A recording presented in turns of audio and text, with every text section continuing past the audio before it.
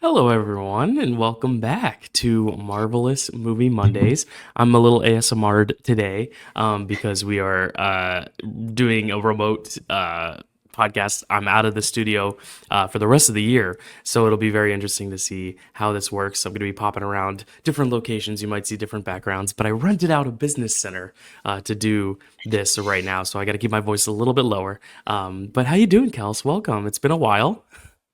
It's been a while, but oh boy, did we pick a good week to come back because we I got know. something juicy from Marvel this week. That's right. And I apologize in advance if any Wi Fi cuts in or out because I'm also using my gym's Wi Fi because the gym is right around the corner. So if I cut out, Kelsey will jump in. But yeah, we are doing bi monthly episodes now, which means we have a lot to catch up on. We are doing an entire season review of Daredevil season 3 because Daredevil Born Again has been airing. So our plan is to do all April and May is just Daredevil Born Again and then Thunderbolts. And then by June, we'll be all caught up and ready. But yeah, right now we're covering season 3, but there is, as Kelsey alluded to, something big that we do have to talk about. Kels, what happened this past week? So, I when was it? Like Wednesday? Did they do it? All I know is that I was in the car and Discord was blowing up. Discord was Yeah. going insane. And Mm, I was like, okay, what can everyone be talking about? This is crazy. And it's because yeah. Marvel did a YouTube live stream where they revealed chair by chair which confirmed actors were going to be featured in Avengers Doomsday. So Yeah. we got a shit ton of names And it to was like rattle and it was off. like every 15 minutes. So it was like Yeah. you revealed an actor and then you had to wait. But the thing is the music bumped up before they were going to announce another one. So I just had it Mm, on the background. I was like at rehearsal. I was going about my day making lunch. So it was great because then whenever I heard music, I was like, "Oh, time to look for a new name." So yeah. it was fun. But yeah, someone had reported there were going to be 50 names. So I know a lot of people were disappointed when like RDJ was like name number 28, and people were Yeah. like, "That's it." But like we got a lot of names, so I feel like I have the list here. I feel like we should just like go through Yeah, and give for our sure. quick, brief reactions to all of them. I mean, the first name being Chris Hemsworth, which was probably no surprise, right, Kels? Yeah, I can see him doing not only just more Avengers projects, but also more Thor. Like, I feel like Hmm. he's out of the original 6, I think that he's the one that's definitely just, like, in it for, like, a good time and a long time, so I was Hmm. not surprised Yeah, there. and then we got Vanessa Kirby as the second one, which I knew we all knew Fantastic Four was going to be integrated into the multiverse and all that, but it is a period piece, so I'm confused or unsure of if this is going to be like a different timeline or if it's going to be the same one from the Fantastic Four movies. What are your thoughts on this one? Getting the confirmation that they will, I guess, all survive the movie as well. Is that a spoiler? Yeah, I mean, I definitely expected, at least for the first Fantastic Four Hmm. film, for all of them to make it out. It would have been really crushing if we got to know one of them and then immediately they were gone from the Right. rest of the MCU. Um, but no, it just makes me more excited to see Fantastic Four. I definitely want to get past that to see, like, where the four of them kind of end that chapter Right. and where it can take them next to Doomsday. Yeah. Then we get Anthony Mackie. This is the biggest no-brainer. I mean, we knew he's the new Cap, so there's no way he Right. wasn't going to be in it. And then same as like Sebastian Stan as was the next name as Bucky. How do you feel about those two? I mean, those were kind of no-brainers. I guess we had a little bit of a question of Sebastian Stan, but like him being the new congressman, like the odds of him Yeah. dying in Thunderbolts, and even then like these characters can die because the multiverse has shown anyone could come back. I mean, we're going to get to a name later that is a very well dead character in the MCU. So.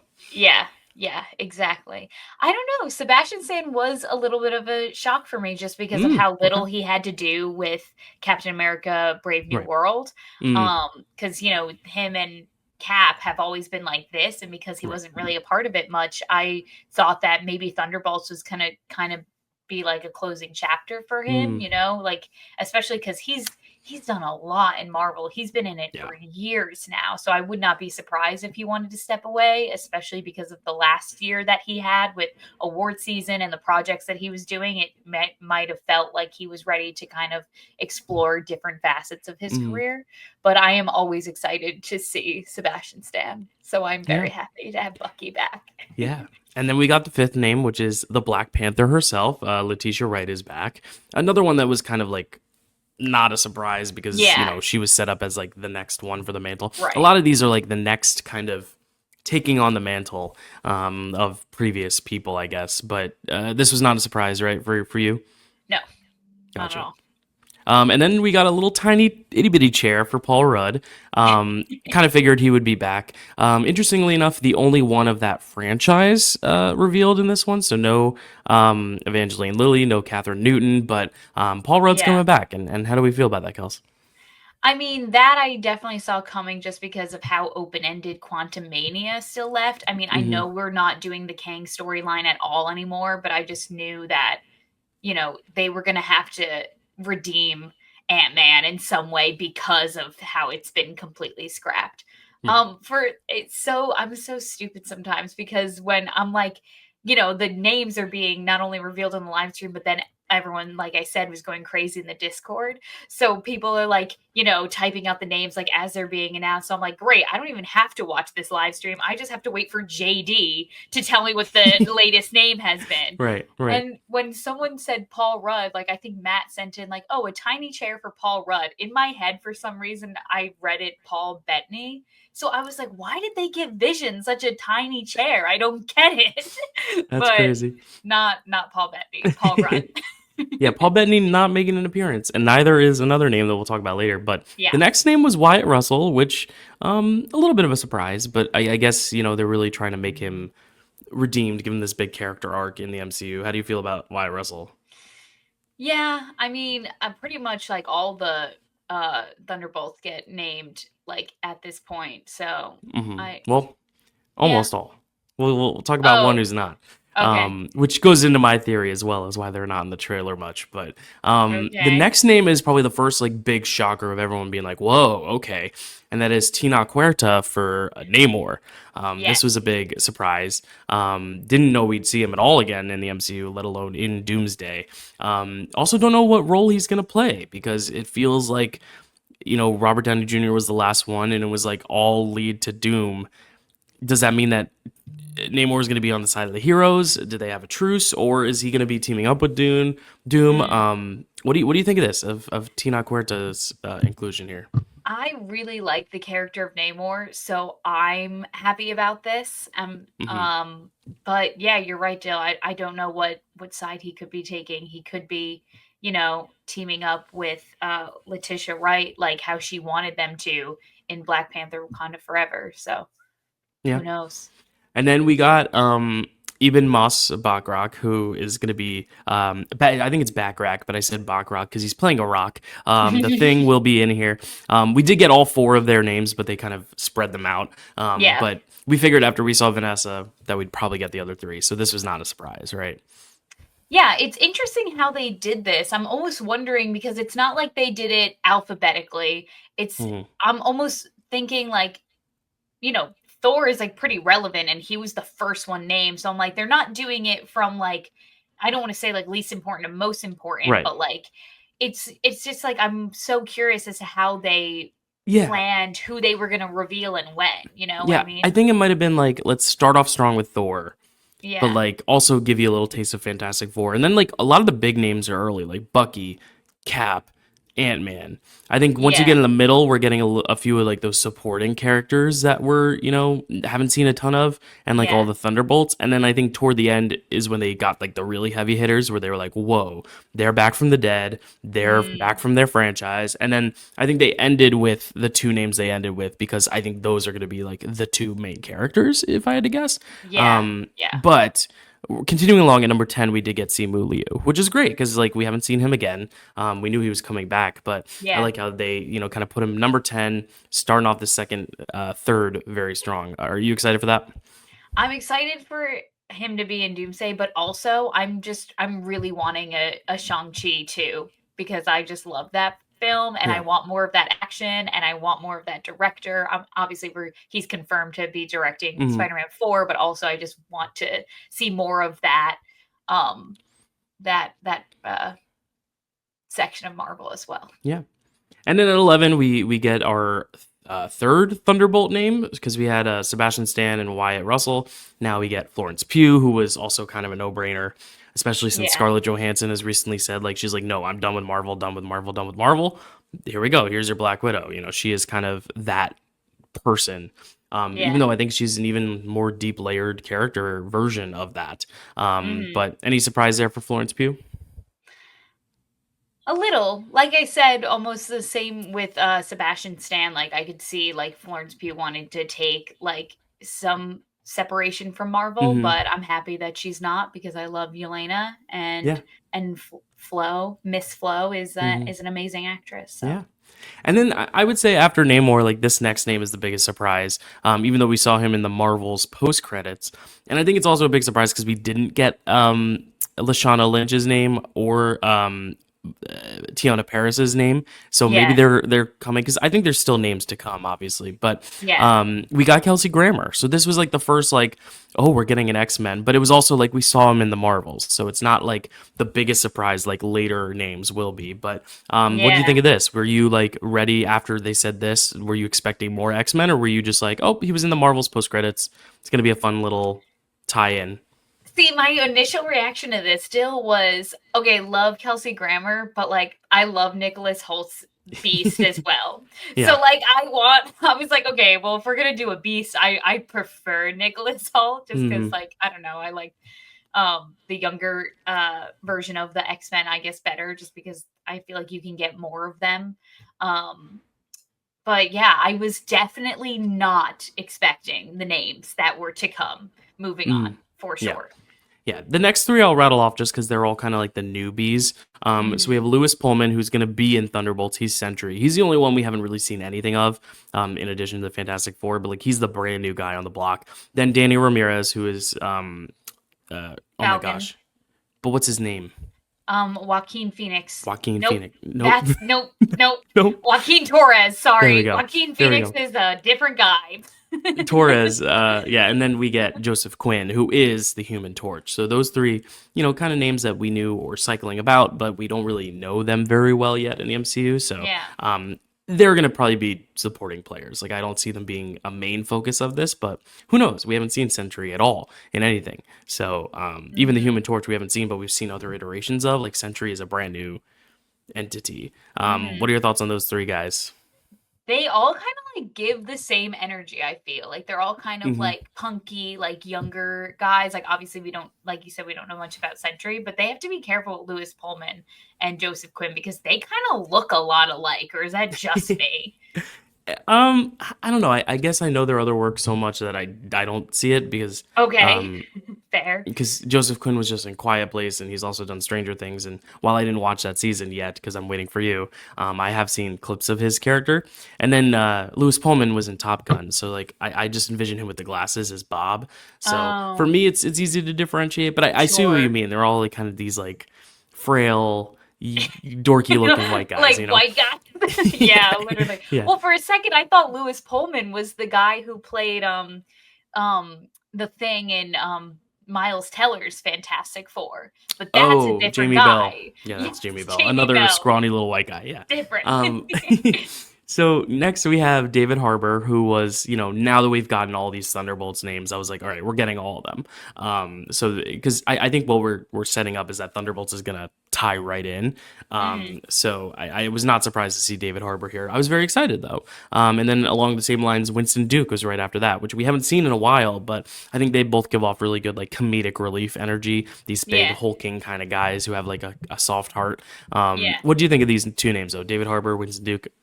I mean, love David Harbour. I've been wanting to see more of David Harbour, obviously ever since Black Widow, but also especially since that What If episode with him and Bucky. Like Hmm. that was absolute perfection. So I'm excited to see that dynamic in live action form. Yeah, And Winston Duke is always a pleasure to have in these absolutely. movies. Yeah. All right, and then the last name of the Thunderbolts, last name of the Thunderbolts that we got at least, is Hannah John Kamen as Ghost. This was a bit of a surprise for people, just because she's not like a big character in the MCU, but it also means that she might have something really meaty in Thunderbolts, which is very exciting. Hmm. No, yeah, she's a fantastic actress. I definitely like wish like Ant-Man and the Wasp was handled a little bit better so that her character could have been more flushed out. I just think that that Hmm. movie had too much going on to really like appreciate her character. So I'm definitely glad that we're seeing more of her and that Hmm. she wasn't just kind of like this forgotten entity that was left behind. Yeah, and this came with the big shocker that of all the names of the Thunderbolts, there's one they didn't include, which is Taskmaster. Which, like, maybe it's just because the actress is not a big name, or maybe Mhm. it's just that Taskmaster doesn't make it out alive of Thunderbolts, which has always Yeah, been my theory because she's not in the trailers a lot. So we'll have yeah, to wait and see with yeah. that. If this isn't an overt spoiler, though, I'm going to be a little upset. It was funny because I was talking to Chad about it, and he like shares a sentiment with me. He's like, "Yeah, I don't want to know anything. I just want to be surprised." But I feel like for a Mhm. cast announcement, as long as like this is the cast and this isn't like all the little cameos, and I'm fine knowing it's the little surprises that they make surprises that I don't want to know. Yeah. So like if Toby and Andrew are in this movie Doomsday, like don't tell me now. But Yeah. like Yeah. we did get some big names coming up. Actually, we're gonna start the big names right now. But it is funny that like I'm the one who's like I won't look into marketing, and here I am looking at marketing and Yeah. overanalyzing. But they Yeah. got me on their hook. All right, big. This is the biggest shocker so far.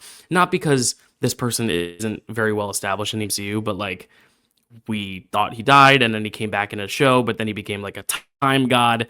Tom Hiddleston, he's back. What do you think of this one, Kels? I'm in love. I'm in love. I'm obsessed. I will never have enough of Loki. Tom Hiddleston is great. I loved Loki seasons 1 and 2. I am so happy that it's not the end of him and that he won't just be sitting in his little time tree in the. Oh, I just knocked over my water bottle. Sorry. You're good. You're good. Oh, I'm having technical difficulties right now. My headphones All just good. ripped I out know my your ear. headphones are out, but I'm giving you the all clear. You're good. Thank you. Yeah, So, not so sure how yes, this is gonna work. I'm very Yeah, excited. yeah, I'm very curious. Because I don't know if they're pulling what version of him we're gonna get, or if we're getting a brand new one. Who Yeah. knows? Yeah. Then we get the big ones. The least big one because we saw him in Multiverse of Madness, I guess, is Patrick Stewart, which was crazy.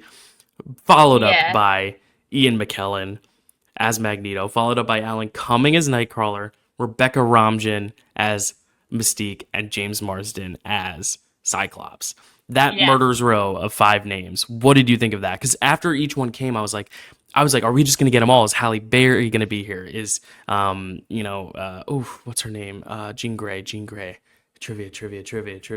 Famke Jen. Jensen is Famke Jensen gonna get in here? Is Anna Paquin gonna be like? I was fully Yeah. expecting all their names, and we Yeah. didn't get that. But what did you think of this though? Getting the confirmation that Professor X, Mystique, Nightcrawler, we haven't seen that version in a while, and then Yeah. Magneto and Cyclops.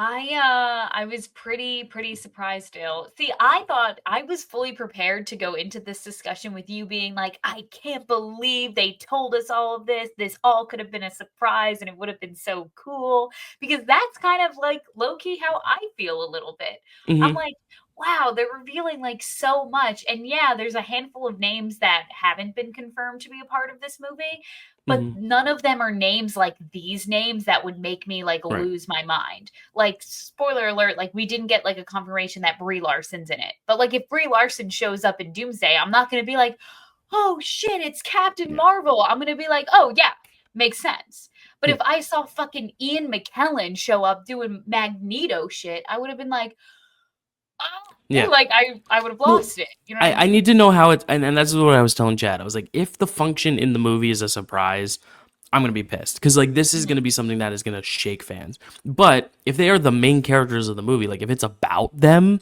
like if and they need them for the Mm, marketing, then like I'm fine with it. I think they want to also get people back in. I think the problem is that Marvel's lost a lot of people that Robert Downey Jr. wasn't enough, so they need to like mm, go the extra mile and be like, all right, we'll grasp for those straws. Because I really think if people do see this, people who are X-Men fans who aren't MCU fans are going to show up for this because of it. So I do think this is kind of a double-edged sword. I hope that this also means there's more surprises to come of even crazier names. Mm, And maybe now, like, the theory is going to be, oh, is Halle Berry in it? Is Anna Paquin in it? Is Hugh Jackman in it? As opposed yeah. to, oh my gosh, I didn't know the X-Men were all in this. So it's a little tough. I don't Mm. know. Like, Um, you think they're just giving us just enough that we come see the movie, and then boom, more surprises. Yeah, like That's I'm all. thinking Nicolas Cage, Ghost Rider. I'm thinking Ben Oh my Affleck, god. Daredevil. Like, who knows? Because this is Yeah. leading also to Secret Wars, to where, like, a lot of people are saying it's going to be Toby and Andrew again, and it's going to be Mm. this and that and this and that. So who knows? I mean, maybe we'll get the old Incredible Hulk TV series Hulk that we've been watching. Who knows? Three names Maybe a left though. bear is gonna show up. Hulk's gonna yeet him. Like, who knows? Yes. Three names left.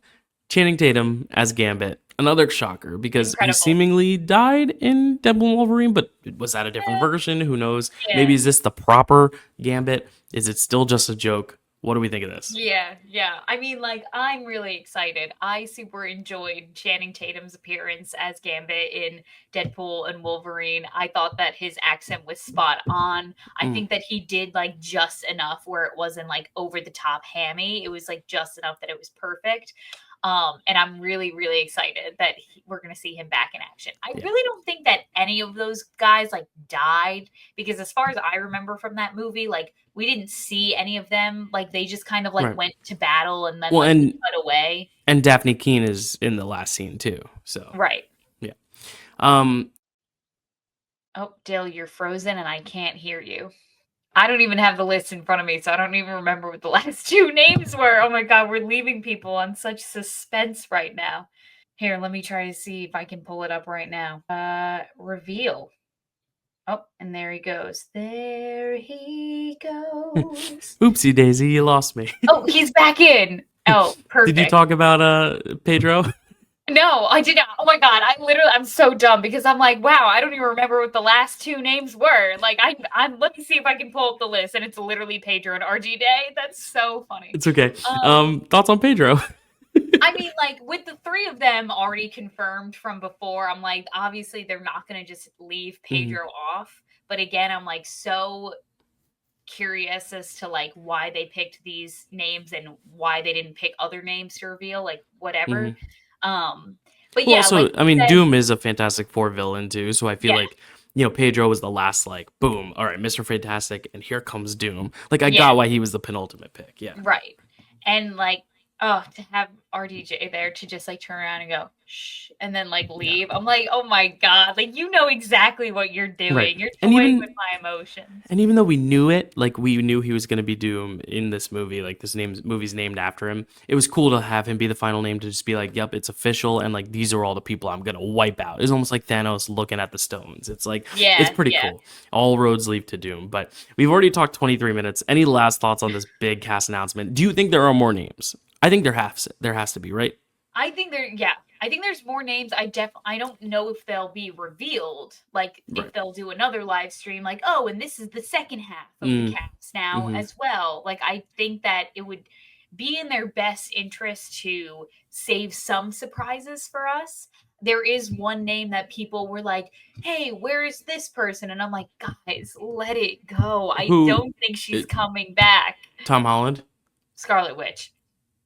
Okay, yeah, that's the big one because you Yeah. mentioned Paul Bettany earlier. Yeah, she's the Oh, one that a yeah. lot of people were like, okay, Elizabeth Olsen's got to be a surprise or something. But yeah, I think the only thing that makes me think maybe is the fact that Patrick Stewart's back. So maybe Mm, they're gonna find some way to Multiverse of Madness it. sure. They could bring in John Krasinski again. Like, I really think they could go crazy with it. But we also Yeah. have another movie afterwards. We have Secret Wars. So if this is gonna be more Doom centric, maybe they wait. Kind of like how in Infinity War we didn't have Hawkeye, we didn't have Ant-Man. They came in an Endgame.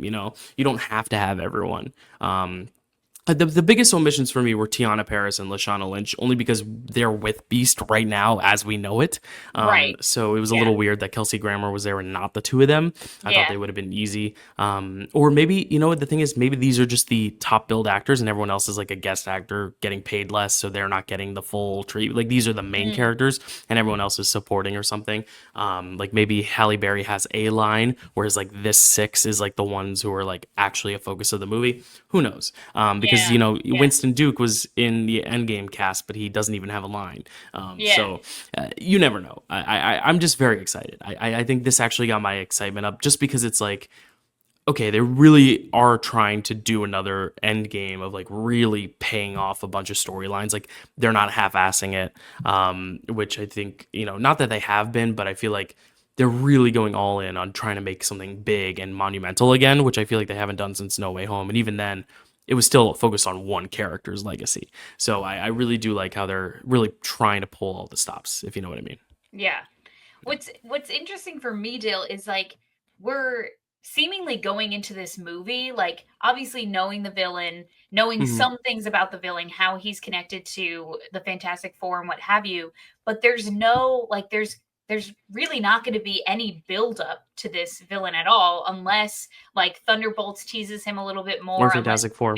Fantastic Four teases him. Like there's not going to be like the Avengers like 1, 2, Infinity War, and then Endgame. It's Mhm. like just we're skipping right to Avengers Doomsday. So I'm And wondering even, how they're gonna like handle all yeah, this. and even then though, like Thanos, he had a line in like a few post-credit scenes, but Yeah, like really his first scene that he did, like a full scene, was in Infinity War. It's that first scene, but that scene yeah, alone is enough to like have us being like, oh, okay, this guy is yeah, scary. yeah. So I have hope. I That's have hope. Yeah, that's true, but I feel like we were also like teasing this concept of like the stones and how they important they were throughout all of like the movies Hmm. leading up to Infinity War. And it's like with Doom, it's like we don't know his like goal like working behind the scenes. We don't know what he wants. We don't know what he wants to do. You know what I mean? Hmm. And so I'm just like this I'm hoping that this movie is not like biting off more than it can chew Yeah. and that they're going to, you know, execute it well because I want, the MCU to kind of like bounce back from Yeah. their gas leak years if you community Yeah. fans out there get me. Listen, I mean, we're doing bi-monthly because I am taking a crazy job right now, but like also because we're scraping the bottom of the barrel at this point. We only Right. have so many old movies to watch, and then once we finish our first Avenger files, because the MCU itself isn't giving us enough new stuff to be like absorbing Right. a ton. So I hope this is like a turning point, though. I really do. I thought it was a genius marketing idea. I mean, it had everyone watching for 5-6 hours on their Mhm. phones or laptops or whatever. Even if they weren't actively watching, they were watching on social media, checking updates, texting on Discord. So like they did their job, and I feel like they got excitement going, which is what they need. They just need people to be excited again. Like the movies aren't always going to be great, but like as long as you make them feel important, or like it's worth seeing and not Mhm. not just like a chore. Because I feel like a lot of the times Mhm. when we go to see these movies, it's like, all right, we got to see it for the podcast, or we got to see it because like you have to know what happens next. Whereas Right. like with Endgame, it was like, no, I want to see this movie because I need to, like it's an event. It's Yes. sports in a way. Yeah. Yeah. Not to 100%. demean the art form, but all right, we're a half hour in. I think we get into Daredevil, Yes. season 3. So all of you all have been watching the news show. We want to watch the new show, but we need to know what happened in season 3. And the funny thing is, I didn't realize until this episode 1 started that I needed to watch all of the Defenders to understand what the hell is going on at the beginning of this season, which I didn't. But I did have to read up on because I was like, wait, Matt's dead? What? Or everyone thinks he's dead. How did he die? Yeah. And then I realized there's a whole nother show that happened, like 6 episode miniseries that just happened and went. Where it was like the Avengers of the TV series. So it was like Jessica Yeah. Jones and Luke Cage. Didn't know that existed, let alone that it would be integral to understanding where these characters are at the beginning of the season. So it took me a little while to like get into the season, I'll admit. But I appreciated how like it was very different. Like it didn't feel like it was a superhero show. It felt fully like a crime drama with the added bonus that this guy has heightened sensory experiences. Whereas like the first 2 seasons, I still felt like it was like a comic book show. This I'm Mm. not getting that vibe, and not in a bad way. Like I felt like it was Mhm. just an investing crime drama. That being said, I did miss Punisher. I did miss the camaraderie of the three, even though it was important to keep them so separated. But I Yeah. did miss the teamwork of it, especially because I 100%. know, that they just in production were not going to even have Karen and Foggy in the new series, and then they added them last minute. So Mm. like just knowing that they were going to sideline those characters, it's just like I would have loved a great like last hoorah, and I feel like we get that in the last episode, but it's the new napkin only to like Right. then make them very small roles in the next series. So I was like, I wish we had spent more time with them. But we got some very interesting new characters. We got more Kingpin, which Kelsey may hate, she may love. We'll find out. But Kels, what did you think in general of this third season of Daredevil? First of all, Jill, I'm really happy that we kind of like we didn't mean to do this, but like I'm glad we kind of delayed doing this review up until like the very like up until the release of the new show because I feel like so excited to go into Born Again now Hmm. because I loved this season of Cool. television. I had such a good time. I was like, this is a good TV show. It made Hmm. me realize I was like, wow, all of those Marvel Disney Plus shows that I was fighting for my life defending on this podcast, and everyone was telling me how bad they were. I was like, wow, they were kind of bad because this is good TV. This Netflix show is good TV, and those Yeah. Disney Plus shows are kind of not it because I was like, oh yeah, this is how TV shows are supposed to function. Like they're Hmm. supposed to be all these delicious like side characters that you flush out and have arcs and have relationships and like all this like good stuff. And there can be good action and there's good development in the hero's journey as well. But there's also this like fuller, deeper like world built in this season and there's like so much layers to every character and every conflict and it was so good to like, really sink my teeth into. I had a great time watching this Yeah. show. Um, I'm so glad you said what you said about the Defender season because I too was also so confused. I was like, okay, wait, let me watch a recap of season 2 because I don't remember him Right. like falling into this building. And I was like, I feel like I was like, okay, it's been so long, maybe I just forgot. Yeah. But no, the more I looked into it, I was like, no, it ended because the big ending of season 2 is that Karen found out who he was, Yes. and that Yes. was the big thing. But now I'm like, I was like, no, oh, wait, he's fine at the end of season 2. So how yeah, does he end up in the sewer? Like, what's going on? So yeah, I also did not watch the yeah, Defenders. Obviously, I literally wrote down in the beginning of my notes. I don't know how he ended up here. That's my first note. I also wanted to look into why Netflix even canceled this show because I thought it was so good. I was like, yeah. what seemed to happen? So this Is season it a aired. rights issue? So there's some like conflicting reports. It just seems that Netflix and Marvel were like kind of butting heads. Like Netflix wanted, first of all, the popularity of the show is kind of dropping. Like season 1 and season 2 were much more popular. And then with Really? season 3, they were getting like half the viewership. So Wow. already Netflix was like, this is not worthy to invest money into. I wonder if it's because like the MCU was really taking off, and people were just Yeah, like, I'm just gonna watch that. right. Or maybe because all the other show, like I think the other thing is they were trying to make like a universe there, but Yeah, like Luke Cage was not as successful, Iron Fist was not as successful, Inhumans was a dud. The yeah, only other series that got like glowing remarks was Jessica Jones, and even yeah, then, because it was a female superhero, there just weren't as many eyes on it. So I think right. that's another thing too, is that like this was all they had, and because of everything else, they kind of lost everything. It was almost Yeah. kind of guilty by association. And so not only was Disney like planning like their own streaming service and pretty much going to take back all of their properties anyway, like Mm, Netflix was kind of like already kind of done with producing the project. And they had even said that they wanted to drop the episodes down to 10, but Marvel really fought back and said, no, like we have these full 13, like we're going to do the full 13. And even the showrunner, first of all, they had a new showrunner for every season. So they were going through showrunners, which is yeah. not great. But the Mm, latest showrunner that seemed to want to stick with it pitched season 4 to Netflix. He was like, just got done pitching season 4 of Daredevil, like fingers crossed. And then boom, canceled. So hopefully whatever his vision was for that season 4 carried over to Born Again. I don't know who the creative team behind Born Again is, but I really hope that mm, it's at least some of the same names that went into yeah. making this show because this show was solid. Okay, so let's get into it because we have 13 episodes that we need to talk Yeah. about here. Kelsey's just going to kind of rapid fire through them, give some Yeah, thoughts on each important beats. I will kind of interject at times, but I'm just going to be along for the ride this time because also I yeah, texted her beforehand. I was like, I can't differentiate episode 5 from episode 4 from episode yeah, 3. Like, yeah, I know where the season starts, where it goes, and where it ends, but I'm kind of a little more because I watched these all in like the span of 3 days. So it's my brain's a little, for lack of a better term, foggy. So you'll have to help yeah. me.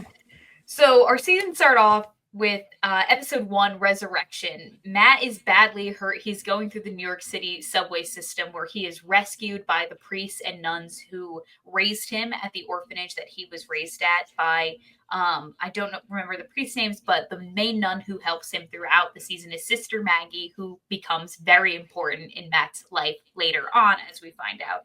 Also, we see that Karen is working as a reporter for the New York Bulletin, a fake newspaper, and Foggy is this hotshot lawyer who's now rich and has this hot girlfriend named Marcy. Our big conflict this season is the fact that Wilson Fisk, who has been in prison since season 2, or season 1, he went to jail. So he's been in jail since season 1. Now he is making deals with the FBI. He's revealing names of criminals to them in exchange for his immunity and his freedom from jail. And everyone is up in arms about this, especially Matt, Karen, and Foggy, because they know how dangerous he is. And so one of our main players this season is Special Agent Ray Nadeem. And when we meet him, he is struggling financially because his sister-in-law has had to undergo these cancer treatments. Him and his wife are helping her pay for them. He really wants to get a promotion at work in the FBI. So he is kind of like the main liaison between Fisk and the FBI for these arrangements that they're conducting. He also Fisk really wants, it's not even for him. Sorry, I said that he wanted it to do for his own immunity. He wants to free Vanessa's name from being involved in his crimes. So that's kind of our introduction to the season. Episode 2, Please. Wilson gets attacked in prison. Yeah. So the FBI insists that they move him to a safe house, which is a penthouse in a New York City hotel. Hello. To keep him safe. Because if he dies in prison, then all the information that he knows about all the criminals and mob bosses and what have you of New York dies with him. While he is being taken from the prison to the New York City penthouse, he will be living in the Albanians' attack, and Fisk is saved by an FBI agent that we're going to get to know very well by the name of Benjamin Poindexter, a.k.a. Dex. Yeah. Now, in the comics, Benjamin Poindexter takes on the identity of Bullseye, yes, who is a hired assassin by Kingpin, and he becomes his chief assassin. But he is so deadly and violent that he keeps getting noticed throughout, all of the, jobs that he's doing for Kingpin. So Kingpin is like, you're drawing too much attention to me. I'm actually going to replace you with Elektra. Bullseye doesn't take this very well in the comics, so he kills Elektra. And also Daredevil is his arch nemesis. Yeah. So after he kills Elektra, at some point in the comics, he falls from a great height and breaks his back and gets paralyzed. We see this later in the season. He is healed by Lord Darkwind with adamantium to save him. And at some point in the comics, him and Daredevil switch looks. They kind of take on each other's identity to fight each other. And Bullseye kills Karen Page in the comics. Yeah, so we get a little taste of all that. I mean, not like the killing Karen Page thing, but like the idea that they between the two of them. Yeah, sure. And the switching outfits in a way, and also the idea of the Fisk complication. We also see him break his back, not in the same means. We also see him, repaired with the adamantium. And it is exciting because we know he is in Born Again. So we know he's gonna be a main player later on too. It's not just like they set up this villain for nothing, which is why I like that they're doing Born Again, because it feels like that's very much like, okay, this is our next villain. And I feel like, they never got to fulfill that. So it's nice that like they're actually following through with that. You know what I mean? One other thing I had to say before you continue, just have to give a shout out to Amy Rutberg, who plays Foggy's girlfriend. I actually was in a movie with her when I was younger called Sucker Punch, a little short film. So I got to see her when she was like an emerging actress, and now she's like actually in Marvel shows and stuff, and she's a big part of it, and she's really great in it. So I just want to give a shout out to her. She would not remember me unless I said I was a little kid who played the little bully in that movie, but I remember her because she was great on set. So shout out to Amy. She did a great job. Oh my god, so cool, Dale. Yeah, I love this idea that like Foggy just like glowed up this season. Like he has this cool haircut, he's wearing these suits that are really nice, and he just has this like, hot girlfriend. And I'm like, this is the character arc Foggy Nelson deserved, because he's a good person. And they do it a lot. Yeah. Oh yeah. Yeah, yeah. They get fisky, if you will. Ugh, Yes. I don't like that. I don't like It was a take on Frisky, but I with feel like Will I think I name. made a like a kingpin sexual reference once, and you almost threw up. So I don't know. I Probably. yes. Okay, getting back to the F. Matt, oh yeah, I forgot to mention when Matt got really hurt from this building falling on him, his like hearing went, his Hmm. senses were all askew. He basically like could not be Daredevil. So he's just been Yeah. resting, getting his strength back in Yeah. this orphanage. It's the classic third movie of like, all right, well, we're gonna take away their powers. I feel like Right, that's something you see a right. lot, you know. No, yeah, 100%. Hmm. So he, getting his strength back, tries to go on his first mission as Daredevil and stops a kidnapping. And also the entire few first episodes of the season, Foggy really believes that Matt is dead. He's like, he's gone. Karen is like, no, he's still out there. You're in denial. And Karen actually investigates this attempted kidnapping that Matt stopped from happening. And she finds out that the guy who was like gonna get kidnapped was the owner of the hotel in which Fisk is now living at. Episode 3, No Good Deed. Um, Fisk is moving into a penthouse and people are pissed. Um, Matt reveals to Foggy that he is alive and that he Hmm. needs his help stopping Fisk, and Dex is a little weirdo. That's all my notes for episode 3. Yeah, yeah. He's got. I mean, this was a very interesting episode because eh, it was like going into his trauma and his past with his therapist and stuff. But it was Fisk watching it, right? Is that Yeah. this episode? No, I'm so sorry. I said episode 5, which is the episode you're talking about. We're still only on episode 3. Oh, see, this is where I'm talking about where like all the Yeah. episodes are Yes. fogged and blended together because Yeah. I Yeah. actually thought that stuff was actually really interesting. But yeah, that's later, I guess. Yes. So why is No. this Dex a weirdo in this one? What does he do Well, specifically in Dex this is one? a weirdo because I mean, he's a weirdo, yeah, but well, like he what was specifically? they were giving him a psychological like evaluation because I guess you have to do that every now and again if you're in the Hmm. FBI, and he was saying like, oh, like I have this girlfriend by like her name's Julie, like she really keeps me grounded, when in reality this is just a girl that he stalks Right. like Okay. Yeah. regularly. Right. um Yeah, because right. it's the sequence of events. So this is the stalker Yeah. girl. Okay. Cool. Cool. Yes. Yeah. No, I'm very excited to talk about episode 5 though, Okay. Dill. Like put a Okay. pin in that. Episode 4, Blindsided. So Foggy decides to run for district attorney because he wants to make himself like important and valuable and well known so that Fisk doesn't go after him and has him, murked. He gains support from the NYPD because the NYPD view Fisk as a cop killer. So they're like, Hmm. yeah, we want to bring him down. Karen investigates Felix Manning, who is the man behind the company that purchased the hotel Fisk is imprisoned at. Matt uses, oh, yeah. So then Matt goes to the prison that Fisk was at to investigate his attack. And basically, he finds out that it was actually an inside job that Wilson Fisk had executed so that he would be moved out of the prison. And Hmm. he gets the name of the prisoner who stabbed him, who's supposed to be in solitary confinement. But because he stabbed Fisk, Fisk had him set free. And his name is Jasper Evans. Hmm. And he is driven away. He escapes the prison and is driven away by a taxi. And when he comes to, he wakes up and he's in the backseat of the taxi. All the doors are locked. He's about to be dumped into the Hudson River. So that's how we end episode 4. Yeah. Episode 5, the One quick, perfect real quick. game. Oh, Sorry. yeah, go ahead. I really like how this whole season is like you're meeting new people, and it's not just the characters trying to figure out who's good, who's evil, but you yourself don't even know like who's working with Fisk, who's not. So it's like Yeah. all these little twists and turns. I love it so much, and I think Blindsided is regarded as like a lot of people's favorite episode of the series. I didn't Mhm. really get that, but I think it's also because of that one take hallway fight sequence, which they do a lot of great ones Yeah. in the show, but like this is like one of the best, one of the Yeah. longest. So I wanted to shout that out. But yeah, I just love how like every single person you're like, okay, is this an ally or is this someone who's gonna turn it around, or is it the other way where they're acting with the enemy, but they really for the good people? Like it's very cool to see all the ins and outs of this. It Yeah. feels very Sopranos in that way. Yes, absolutely. I'm glad you brought up that one take hallway. They love a one take hallway fight in Daredevil. There is Yes. one every season. I think this Hmm. was this one this season, and it Yeah. was, yeah, as you said, very long.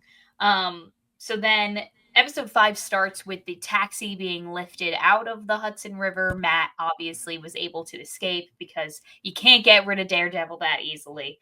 And Yeah. so this is our black and white flashback episode into Dex's past. This was my personal favorite episode Yeah. of the I season. think until I really liked the like last stretch, but like Mhm. this was like my favorite of this like first half of the season for sure. Yeah. First of all, like, I was really intrigued by the whole character of Dex. Like, I thought that he was portrayed very well by the actor. I thought that he was so interesting, like, had so many layers. Like, you could see there was a part of him that was, like, so desperately trying to, like, remain good and, like, kind of, like, cling on to, like, whatever sanity he had left because, Hmm. he kept the tapes. We saw him keep going back and listening to them, so that he could, remember all of his teachings with his therapist, and that he was only stalking this girl because, like, not because he wanted to do anything weird, but just because he thought that she was such a genuinely good person that he needed her in his life to, like, keep him from just like slipping into his psychopathic tendencies. Hmm. um and to just like see his whole backstory unfold in this black and white kind of, like, not film noir way, but just like this really interesting way where like Fisk is there just like watching it unfold the whole I time. think that's part of what's so interesting too is it's Yeah. not Dex reflecting, it's Fisk taking his own look into the past because I guess Yeah. he's playing like a tape or something and listening to it, Mhm. which is also interesting because then it's like how much of it is what it is and how much of it is Fisk's own interpretation of what he's hearing too. I think that's also great because we end up seeing him really manipulating Dex. Like how much of that is Mhm. him kind of in his mind setting it up to be a certain type of person he can mold and puppet. And I really Yeah. like that about this episode that it's not just like here is the backstory. It's no, this is the backstory told from another character as seen through the eyes of a different character. It's like a really cool, interesting like use of perspective and point of view. And this just goes to show how evil Kingpin actually is because he sees this like scared little boy who starts off like we get his backstory, like his parents are gone, and he starts like kind of developing these like OCD type tendencies where he's like, no, I have to throw this perfect game. I haven't gotten a runner, and as long as like I do these things, like something good will happen. Like Mm-hmm. maybe his parents will come back. Like we hear his coach tell him like even if you throw this perfect game, like your parents aren't coming back. And so we see him later on in life keeping a very tidy apartment, doing things a certain way, doing things a certain amount of times, because he thinks that like, oh, if he does all of this and he keeps it perfectly, like something good will come to him. And it Mm-hmm. was just like so like, and to watch Wilson Fisk like watch this happen and then think to himself, "Oh, this is the perfect type of person that I can use," and like you said, Jill, like mold into whatever I Mm-hmm. want. It's like, "Oh, you fucking Yeah. asshole!" Like he is working his whole life. He works this like rigid, this like very strict regimen to remain a normal person, and it's ripped away from him by Wilson Yeah. Fisk. And I love how like I think this season of any of them really sold me on Fisk as like a character just because it's like Mm, you see the human in him very briefly with Vanessa, but it's so interesting how what he puts on for others is not what he really is thinking or saying. But even when he's being sinister, even when he's being evil, we never see that like gloating or glee on his face either. It's still mm, very composed, which makes it all the more scary. It's like, when they're when things are getting caught up in the weeds and he's getting away with it, we're not seeing him be like, ha. We're just seeing him kind of just stand there and take it in, like, because he knows he's not breaking a sweat. And I think that this is like a great, like, the whole thing with Dex is really great in showing just how maniacal and terrifying he is because he's not emotive.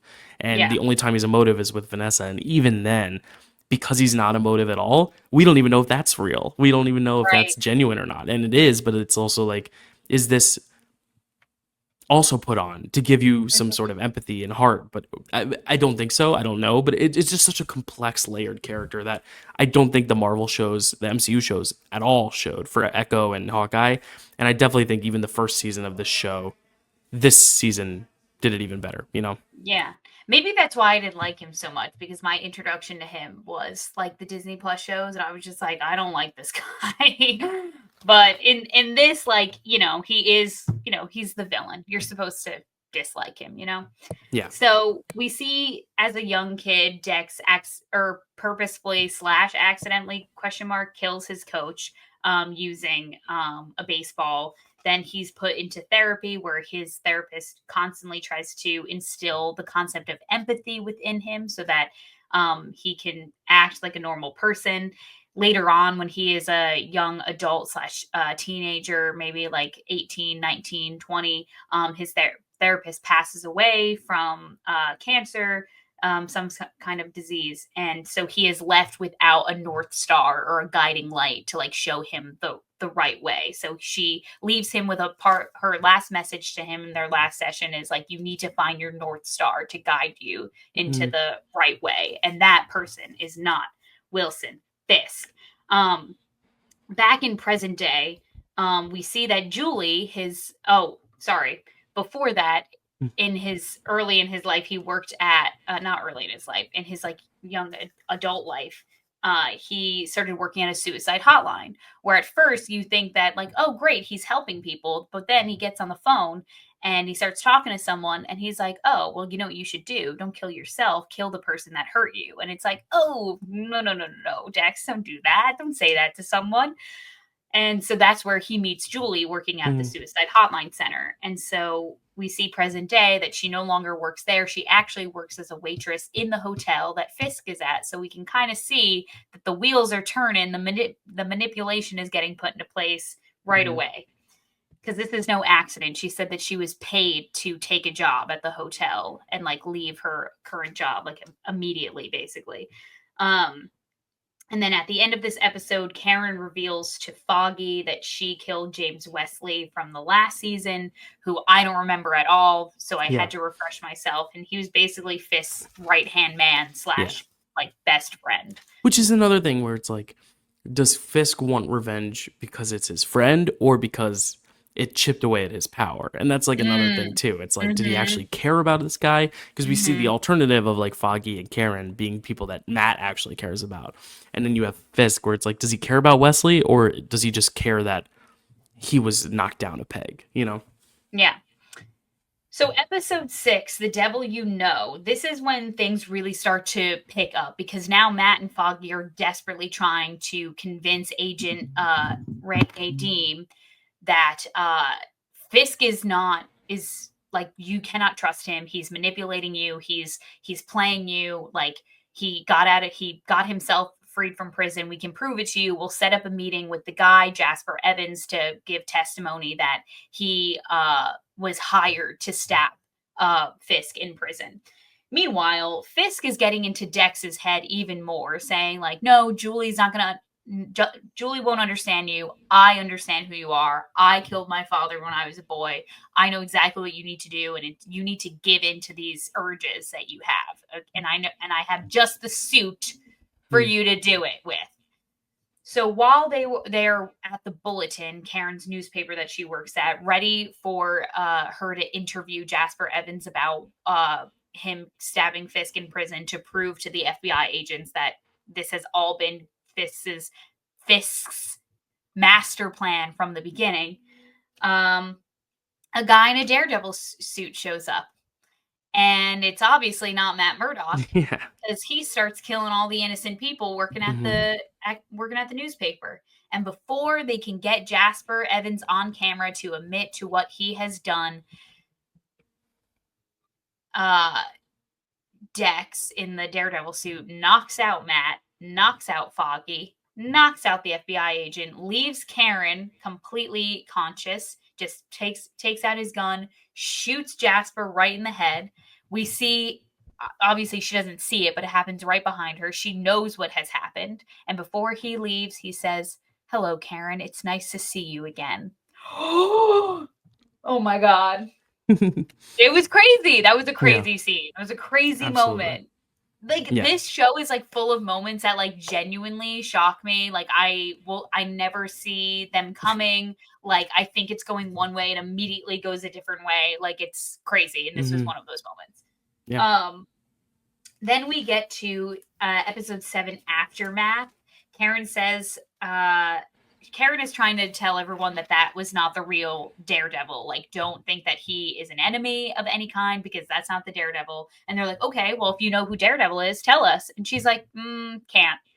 Can't because he's my best friend. Not going to do that. Um, Foggy tries this whole episode to figure out Fist's plan. So then Matt pays a visit to Melvin Potter, the man who made him his Daredevil suit. And he's like, hey, what the fuck? You're just making replicas of my suit? And he's Yeah. like, listen, I was forced to by Wilson Fisk. All I can tell you is that I made it for an FBI agent. So Matt is like, shit.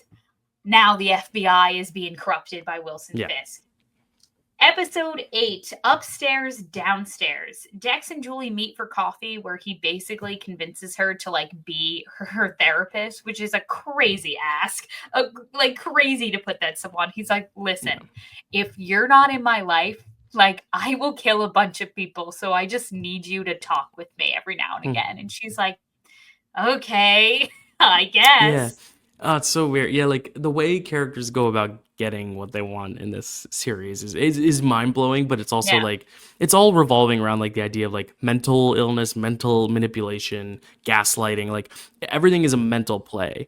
So Yeah. when it gets physical, it really means something. I love how everything is so what is the word I'm looking for?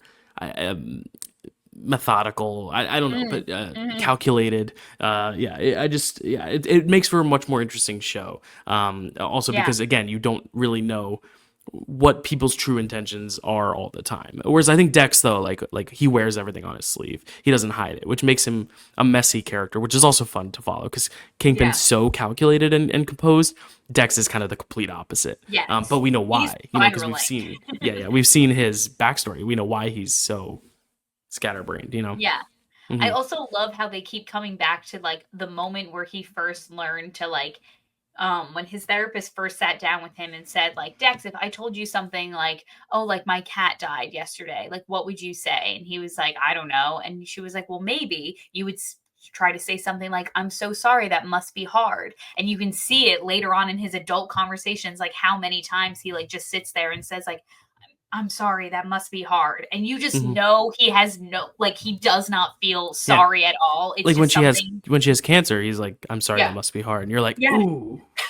Yes, exactly. And It's you're it's like, like in Whiplash when he's like the two words that's most insulting to like a musician is "good job," because yeah. good job means nothing. Everyone Mhm. everyone says good job. It's not great job. It's not oh my god that was amazing. It's good job. Like it's so passive aggressive without even intending it to be. But it's Yeah. kind of that sociopathic autopilot. Like oh this is what I'm supposed to say, so I'm going to say it. Right. Yeah. Exactly. And you just like see this in the conversations that he has with Julie. But it's Mhm. all for naught anyway, because the next scene is Julie getting shot in the head, Yeah.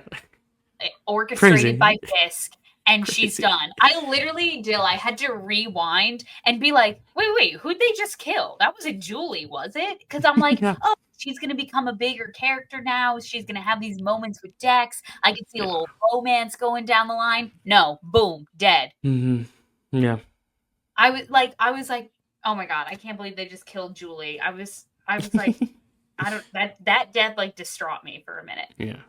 So then Matt and Nadim, because Matt, Foggy, and Karen are trying to convince Nadim that Dex is the one taking on the Daredevil identity and betraying the FBI. And how do they know it's Dex again? It's just process of elimination, I guess, or no? Uh I Because don't they know it's remember. an FBI because of the Melvin Potter. He was like he made it for an FBI agent, but He made it. Yeah, I think they just like process of elimination. I don't remember. mm, I'm it's so not a big deal. sorry. No, They would. I'm just very interested by it. Maybe because Matt's keen sense of hearing or something. I don't Yeah, know. He knows whose probably. voice. Yeah. Probably something like that. Mm. So, yeah, because he says like, because they have the audio recording, like the video recording of him saying like, "Hello, Karen, nice to see you again." So I think they kind of piece it together that way because they Yeah. have his voice on tape. Right. Okay. Um, so Matt and Nadine break into his apartment to see if they can find just the Daredevil suit or any evidence that he is taking on the Daredevil identity. They do find his tapes from therapy, but before they can find anything substantial enough for Nadine to take to the FBI to, testify against him, Dex comes home, nearly catches them both in there. They're able to escape, but then Dex, using his like sharpshooter abilities, is ricocheting his bullets off of the apartment next to, across the alleyway into the upstairs apartment that Matt and Nadim are hiding in. So Nadine gets struck in the side. Hmm. Matt is able to get away.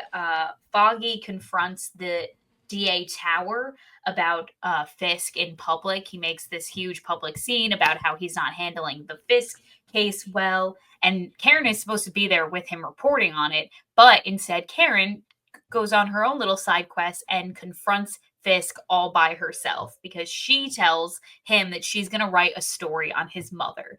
And he is like, okay, well, that's not why you're really here. So what's going on? And her whole plan going into this was that she wanted to say something to him that would make him freak out so bad that he would assault her and then get sent back to prison. Right. Almost using herself as bait. Right. Yeah. Exactly. Karen is unhinged this season. I was about to say, I love it. Yeah, we're getting to an episode that is her name, Yes. So we'll talk about it more, but I love what they do with Karen this season. I honestly think she's much more interesting than Matt and Foggy in this season, big time. Yeah. Like, she, for me, feels like the main character. Her and Fisk are the main characters of the season. If them, Dex, and Nadim, like, I honestly think Matt is such a supporting character to everything. Yeah. It's almost like the Mary Poppins thing of, like, Matt himself doesn't change a lot. He's just kind of making everything else happen. It's the kids who change. Mary Poppins is just Mary Poppins, And Matt does have a little growth. He obviously gets his power back, kind of. He does like let Foggy and Karen back in by the end. He finds out a lot about his lineage and his mom. But I honestly think that most of the growth comes from Karen and Fisk and Dex and Nadim more than anyone else. I think Foggy and Matt are just kind of there to serve plot purposes, but they're getting the real emotional heft, especially Karen. I love her whole arc here because she's done a lot wrong, but at the same time, she is right and she's morally correct, but she has done this one thing that could unravel everything. So it's like you're walking on eggshells all the time, but you need to urgently get out the message, but you're not Matt. You don't have these heightened power. You're just a person, which I think is so interesting. I think she's the highlight of the season for sure, and the acting. Deborah, what's her name? Deborah Ann Wolf does such a good job. Yeah, yep. I agree. Sorry, my manager texted me from work. Big Daredevil fan. I just because I have my shift later, so I just want to make sure it was something important. Yeah, I think Matt really gets the bulk of like kind of his character development in the last episode where he kind of goes on his little mini rampage and then right before he gets to Fisk. I think that's kind of the bulk of what Matt has to go to. I mean, he does learn that he has a new family member in this season as well. In this episode, we're gonna get to. Oh yeah, at the end of this episode. Or he doesn't find out, right? Yeah, no, he does. He overhears it. Yeah. And so that's kind of what Matt has going on in the background. It's a lot of revisiting of his like childhood and all of that. But it's kind of hard when you have these characters like Matt Murdock. It's almost reminding me a lot of Captain America in a way, Dill, where it's like he was like so set in his ways that like he didn't really have anywhere to grow because he was always kind of like, making a good decision that like people understood. Like he was never kind of messy about it until like, Civil War, like people would pick like Iron Man or Cap or whatever. Right. But it's like Matt Murdock is kind of the same way in a sense where like he's never going to cross the line and take the next step and kill anyone. He's just going to wound villains enough that they get sent to prison. And that's why he works so well as a supporting figure in like Spider-Man and She-Hulk, like where he's just kind of Echo, like where he's just kind of inserting himself into other people's stories. Because it is hard to build a whole foundation on a character who's a little bit more set in their ways. But I also think because of the novelty of what his powers are, what his disability is, and what his abilities are, it makes for an interesting action. Whether or not the character himself is going through a lot, he still is just such a cool presence. Which is, I think, kind of the point. You know, he's kind of lurking. He's always kind of there. He's never the focus, but he's always there. And we see that visually represented as well when he's like on the rooftops and he's listening in, and he's kind of just it's like Batman in a way, where it's like Dark Knight is not Batman's movie; it's Joker's movie. And I would say Dark Knight Rises is Bane's movie. It's always about the villains or the side characters, you know, or Alfred, you know. But I think Batman's always there. He's always lurking in the shadows, and I think that's the whole point Mm-hmm. of this one too. Is that he's always in the shadows. He's important, but he's never the focus. He's the titular character, but it's because he's the one who kind of is the linchpin, if you will. Mm-hmm. So not only during the scene between Karen and Fisk does she reveal that she was the one who killed James Wesley, she also indirectly kind of reveals to Fisk that Matt is Daredevil, just with the little twitch of her head, because he just says something along the lines of like, "Well, you know Matt's secret," and all she does is, and he's like, "Thanks. That's all I needed. That's all the confirmation I needed." So now she's like, "Fuck! I just revealed like He's Matt's so biggest yeah. secret to He's so Wilson good. Fisk." Yeah. Like so good at what he does, but so awful. Yeah. No. Ugh. Yeah. 100%. Mm. So then later on in the church, we do hear Sister Maggie praying to God, and praying to her deceased husband. For Frank is not his name. Frank can't be his name because I'm thinking of Frank Castle. Whatever Matt's father's name is, she's like, please, like, give me some guidance here to like help like guide our son. And then we get the big reveal that Sister Maggie is actually Matt Murdock's son. Um, I mean, mother. What? What did I just say? Sister Maggie is not I Matt am your Murdock's daughter, son. Dad. She is his mother. Yeah. Anyway, episode 9, Revelations. While Matt is dealing with the fact that he just had this big bomb dropped on him, he is confronting Sister Maggie. He's confronting the priest for keeping this big secret from him. Foggy is in a little bit of hot water because his family is now being manipulated by Fisk because they, like, what's that called when you like lie on your tax form? Like something the books. You know what I'm trying to say? I don't know much Anyway, about taxes. me neither. But anyway, their Fisk is in he has Fisk in the palm of Fisk has Foggy's family in the palm of his hand now, so he can't run for DA. He can't go after Fisk because he has to protect his family. Karen also needs to protect herself from Fisk because now he knows she killed James Bentley. And she didn't even get anything out of it because before Fisk could even act on what she said, Foggy interrupted them so she could not be attacked, so they didn't have anything negative on Fisk in that moment. So Maggie helps Karen hide at the church. We get another crazy scene in this episode, Dill, where Mhm. Nadim goes to his superiors. He's like, I can no longer hide this. Like, I need you all to know that Fisk is playing us all. He has Dex in the palm of his hand. Dex is parading around in the Daredevil suit. And I know this because I went to his apartment last night and he shot me. And both of his boss, Tammy Hatley, and then they have like the boss, his Mhm. name is like Detective Wynn or something, are Yeah. sitting there. They have a tape recorder in the middle of them. They're getting his testimony. And before Nadine can even finish speaking, boom, gunshot. Tammy, his boss, kills Detective Wynn and frames it on the recording that it was Ray because she says, Ray, put down the gun. And then one of Wilson Fisk's like right hand man's walks in and it's like, okay, like give me your weapon, burn your clothes. Like this is how it's like gonna be now. And we find out that in that moment, the boss has been working for Fisk this entire Yeah. time. And It's not the thing I was only, talking about earlier, where it's like you don't know who you're talking to. It's yeah, crazy. Yeah. I did not see this coming. This was a really big shock for me. I don't know Mhm. about for you, Dill. Oh yeah, yeah.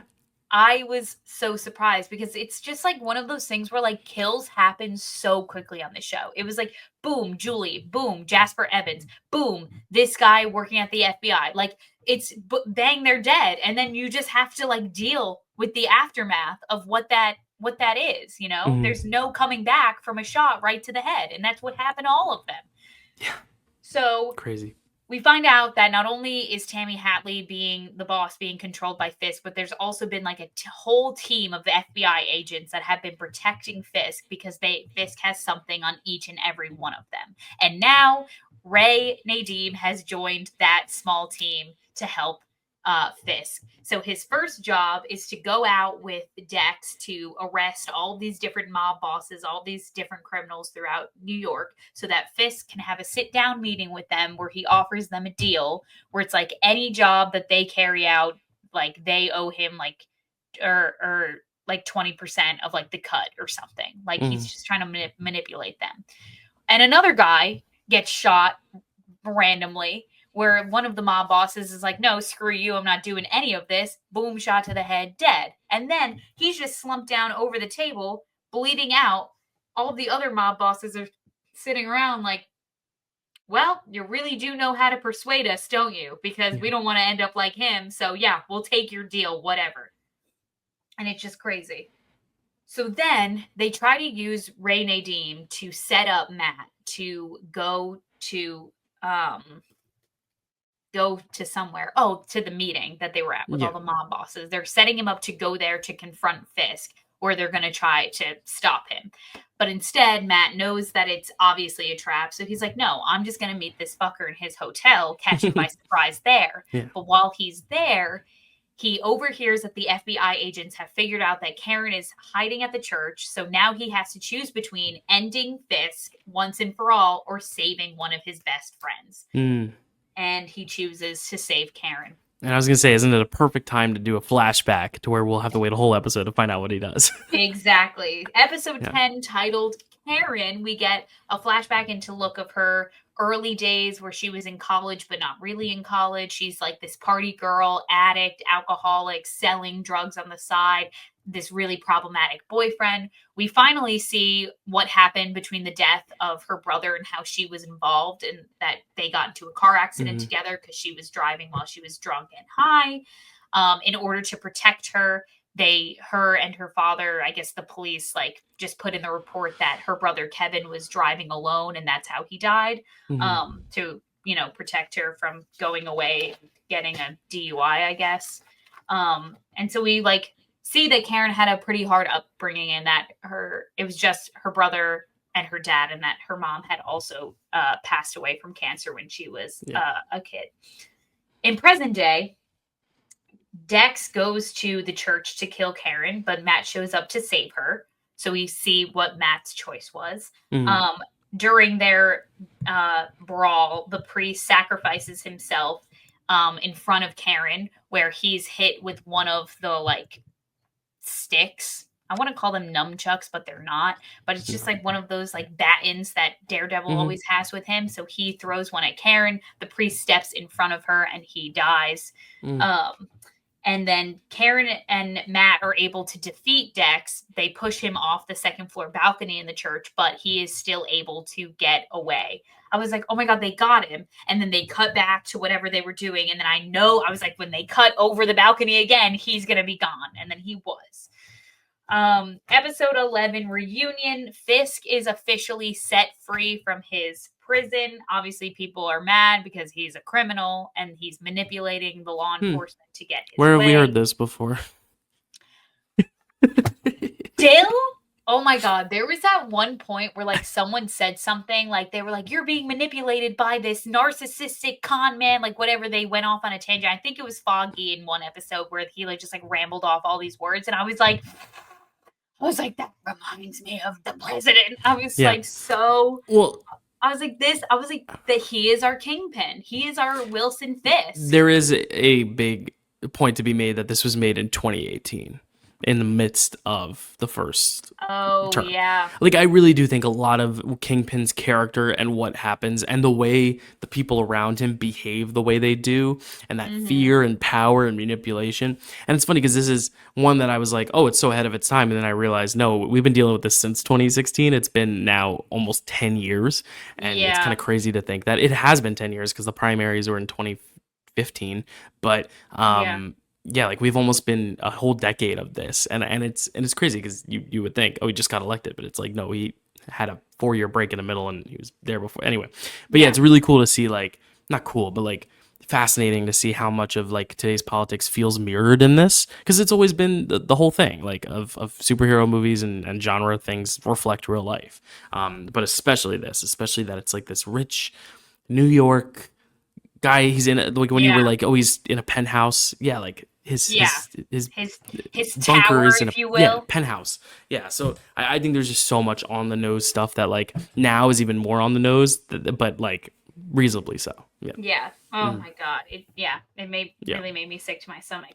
So in Mhm. order to help Karen, Foggy poses as her lawyer and releases her to the NYPD, I think for the death of James Wesley, because they don't want her caught up with the FBI because the FBI will kill her. So Mhm. instead they're like, "Listen, we're just going to like release you to the NYPD to arrest you." And Ray Nadeem is like, "All right, well, there's nothing that we can do, so let's just let her go," because he's still trying to like play both sides for us. And then at the end of this episode, Matt does reveal to him that he is the true Daredevil. Episode 12, One Last Shot. Oof, this is a tough one.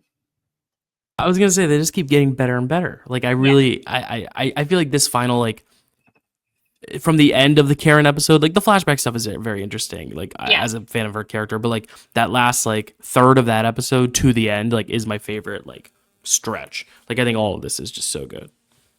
yeah.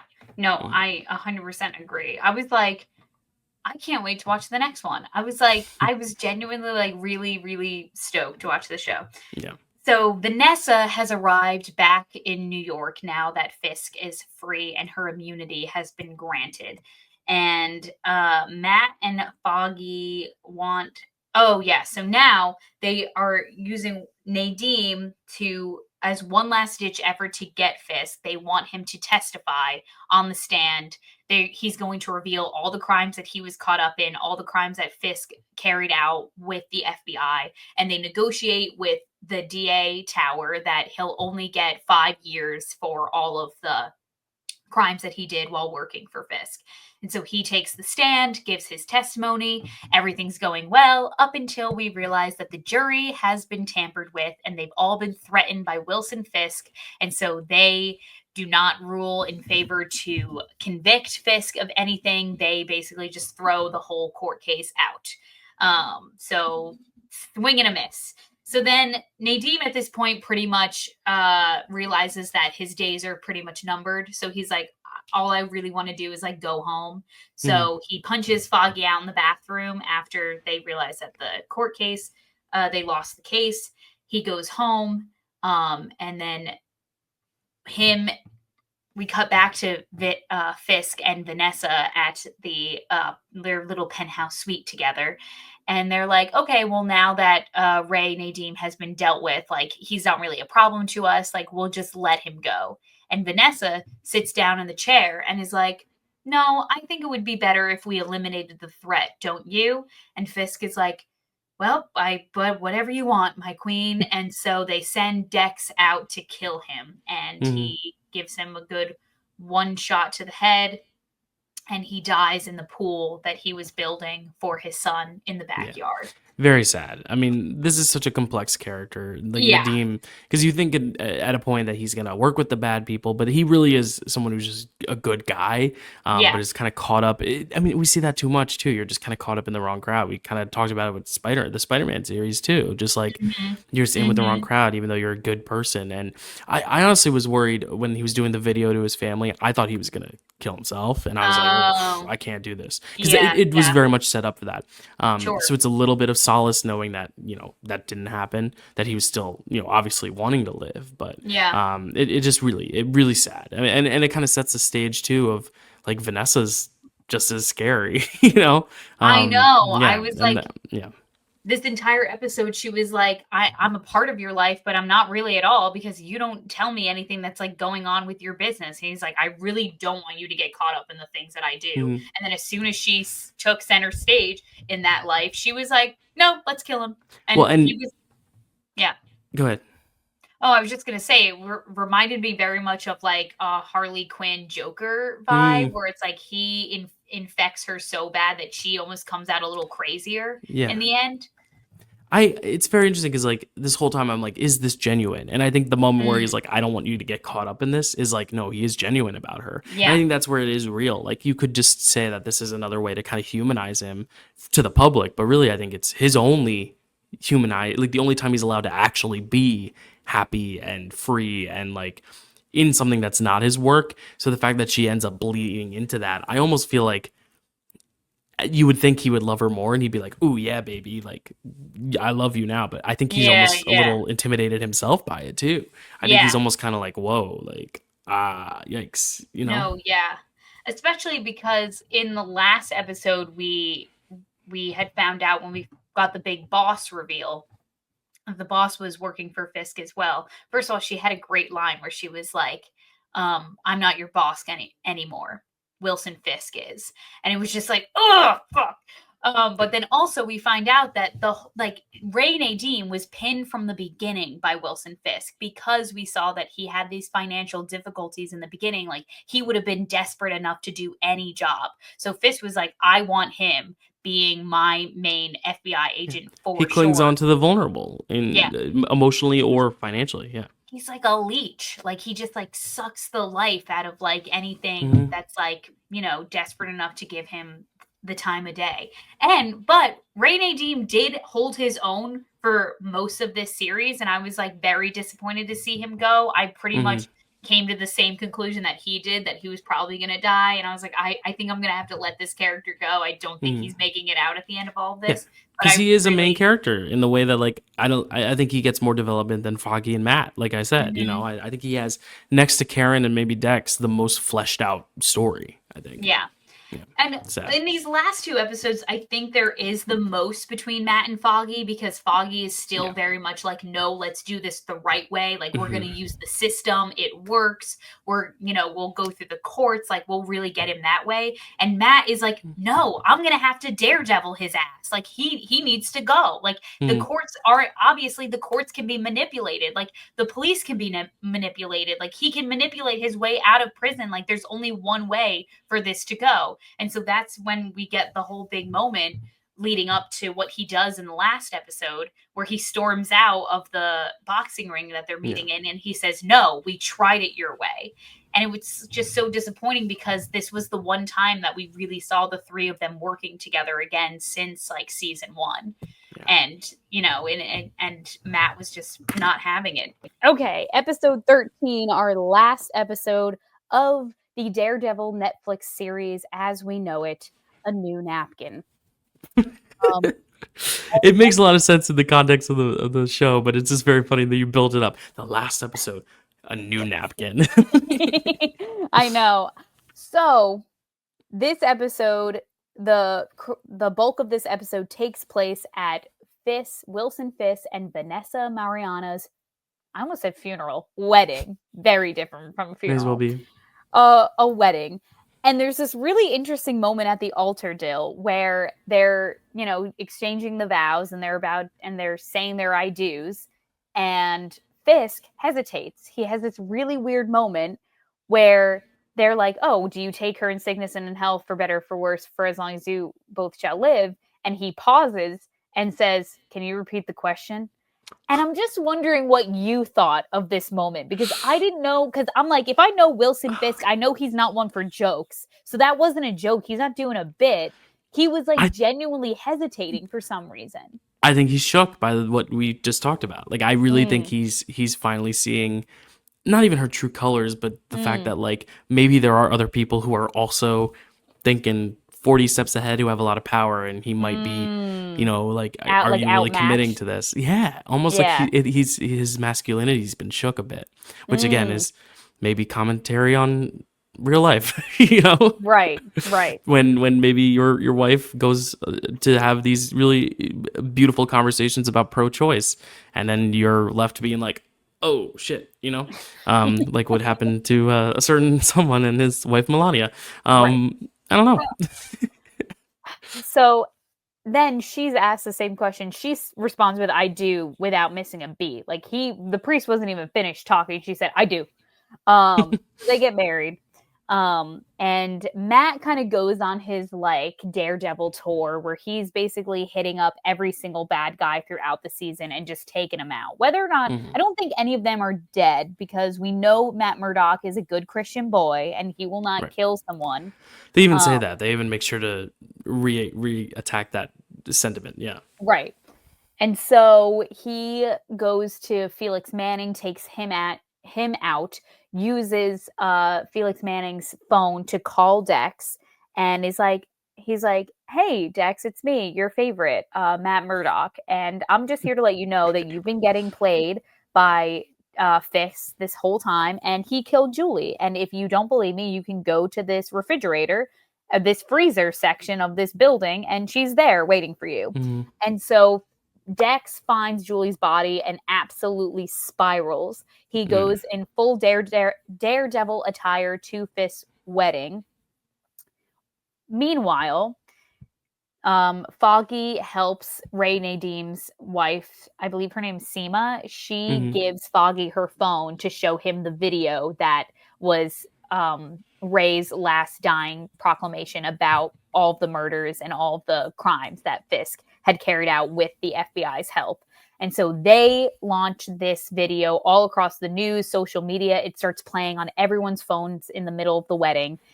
And at the same time, that's when Dex shows up to absolutely murk Fisk as best as he can because he is so distraught that Julie is gone. Matt also shows up too to kind of, I don't, every single time, okay, there were a couple times during the fight where Dex would throw something with obviously such accuracy and with such force that you knew as soon as if it hit Fisk, like he would die.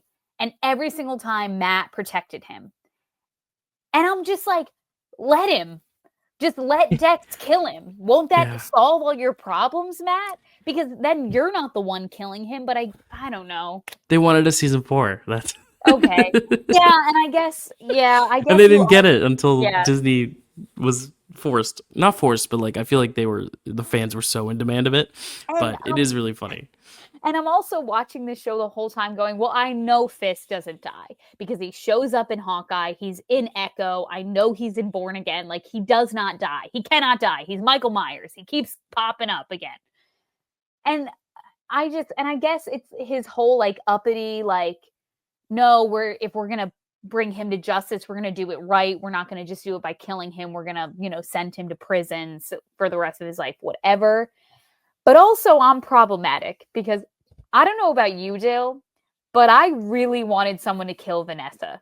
I wanted Vanessa to die a painful, brutal death in front of Wilson Mm. Fisk because I Yeah. feel like that's what he deserves. He doesn't even deserve death. He deserves to watch Vanessa die Mhm. tragically. And I haven't read up on Born Again, but I feel like that might be where it goes eventually because Mm, Spider Verse, that's his whole thing. Is right. the death of his wife and kids is like his Yeah. whole fueling factor that made him villainous. So we already see him villainous. Like how much further can it go? Because at this point, I feel like you've done as much as you can with Fisk. Even in the MCU too, like he's gotten his Mm-hmm. eyes shot out. He's learned how to communicate from sign language to say these terrible things. Like, what else can we do? Yeah. So I feel like there has to be something to do with Vanessa, which I guess this whole season's been about reuniting with him, with Mm-hmm. her. But like, I don't know.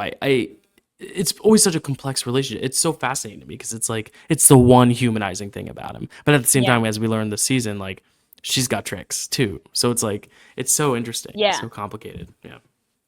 And so this fight basically ends with Fisk very hilariously picking Dex up. Like he just picked him up like you pick up like a child, like Hmm. a toddler, slams him up against a brick wall right on the corner, breaks his spine. He's paralyzed. He says, "I can't move anything. I can't move."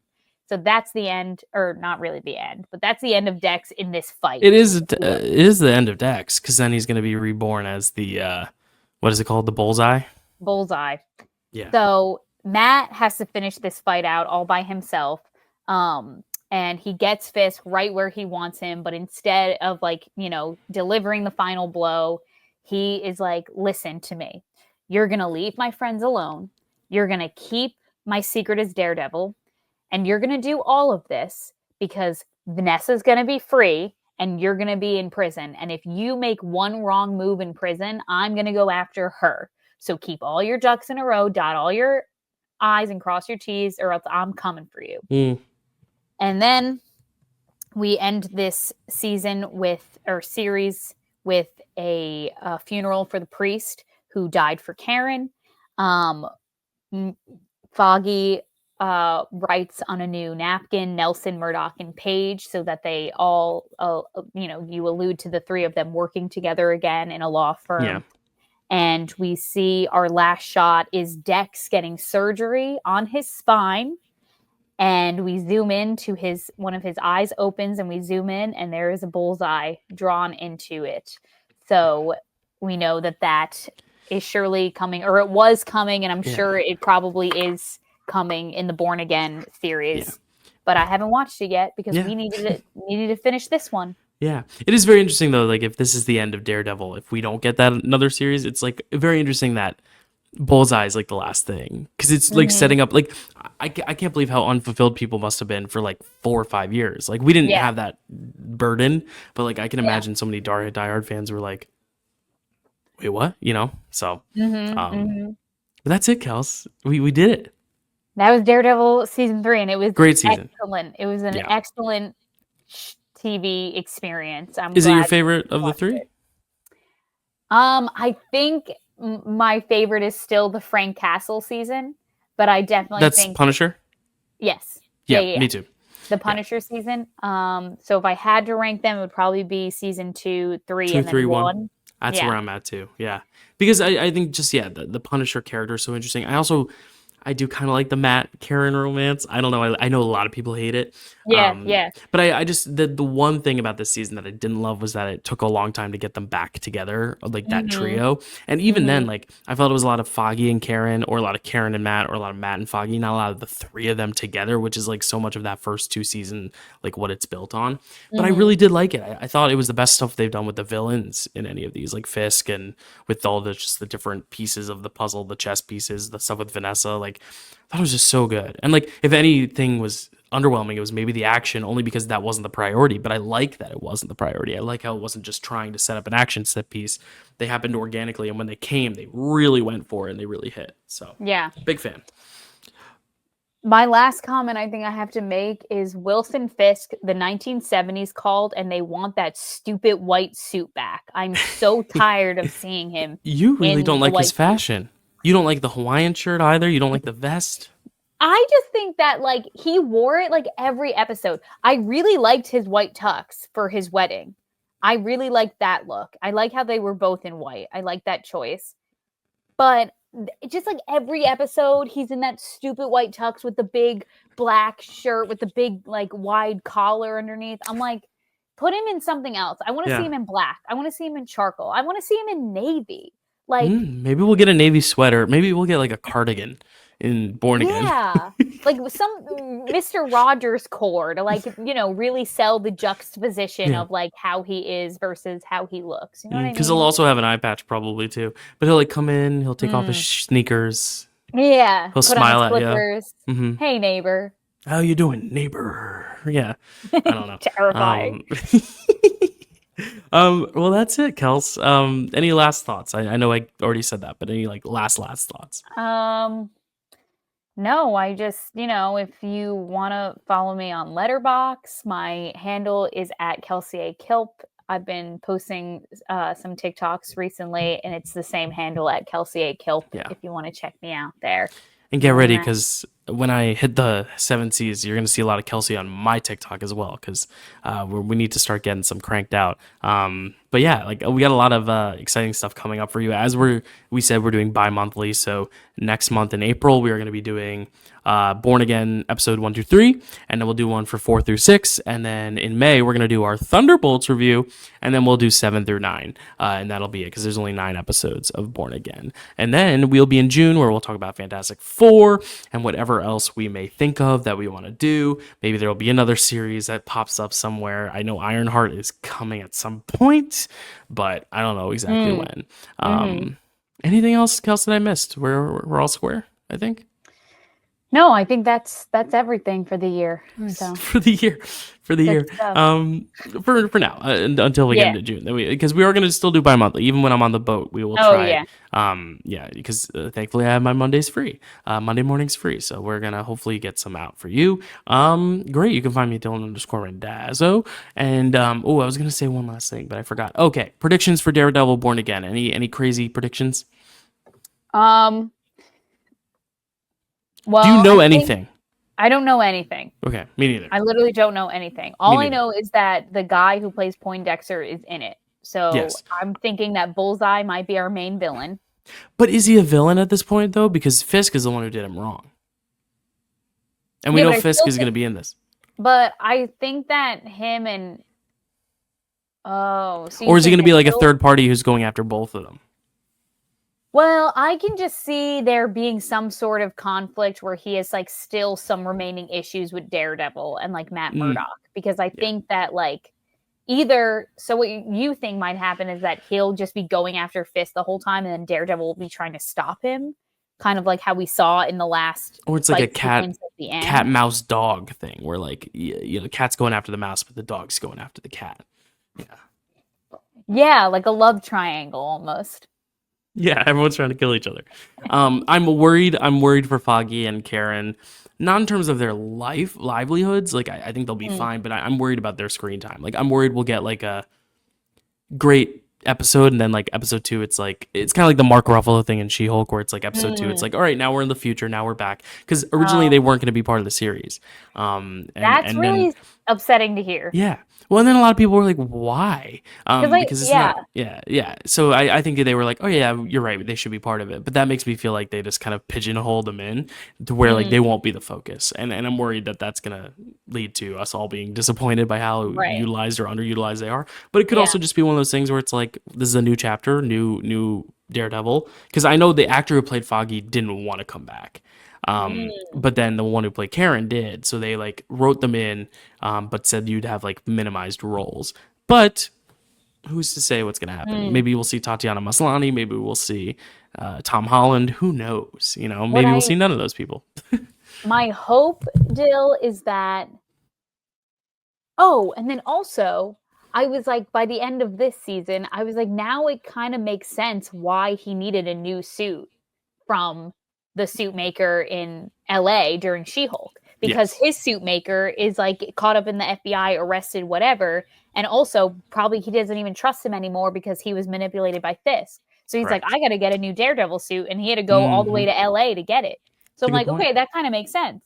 Mm-hmm. Um, my hope is that with Daredevil Born Again is that we don't lose any of the great writing and any of the good substance that we got in the Netflix series. Like I hope we don't lose like the And side characters side The R and the rating. R Give me the rating. gore, baby. Yeah, don't like diminish the graphicness of Daredevil. Mm-hmm. Don't get rid of that. You know, make this show like for adults. Make it M for mature, baby. There you go. All right. Well, we are going to leave you here for now. We will see you very soon. As soon as we finish the first three episodes, we'll record because it's just three episodes. So I'm very excited. I'm excited to find out what happens with this trio now that they are Nelson, Murdoch, and Page. I'm excited to see what new villains may rise about. Excited to see if Kingpin has an eye or if they're giving him like the Nick Fury white eye, little scarring. Mm. I don't know. We'll find out. But otherwise, thank you guys so much for watching. We will see you next time. Thank you for bearing with me as I'm trying to figure out new places and settings. I tried Recipe for Reality in my room, but also I want to be polite to my roommate, but I'm also in this little room right now, so I don't know if this is going to be the new place, but I also know people, the pool's right here, so there's a lot of kids running around, so we'll find out where my permanent spot's going to be until I'm on a boat, and then that'll be my spot. But thank you guys so much, and we will see you next time for Daredevil Born Again.